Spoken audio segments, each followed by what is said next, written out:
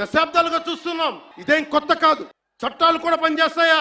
చట్టాలు కూడా ఎలా పనిచేస్తాయంటే సనాతన ధర్మాన్ని పాటించే వారిపై వైపు నిర్దాక్షిణ్యంగాను, సనాతన ధర్మం పాటించే వారి వైపు చట్టాలు ఎలా పనిచేస్తాయంటే నిర్దాక్షిణ్యంగా పనిచేస్తాయి. అన్య ధర్మాలు పాటించే వారిపై ఎక్కువ మానవత్వం, దయ చూపిస్తారు. ఇంకా దూషణ చేసే వారికి కోర్టులు రక్షణ కల్పిస్తాయి. అయిన వాళ్ళకి ఆకులు, కాని వాళ్ళకి కంచాలు. ఇప్పుడు అది కూడా పోయింది, ఆకులు కూడా పోయింది, చేతుల్లో పెట్టి నాక్కోమంటున్నారు సనాతన ధర్మం ప్రాక్టీస్ చేసేవాళ్ళు. ఇది సరదాగా చెప్పట్లా. ఈ స్టేట్మెంట్ని సబ్స్టాన్షియేట్ చేయడానికి చిన్న ఉదాహరణ.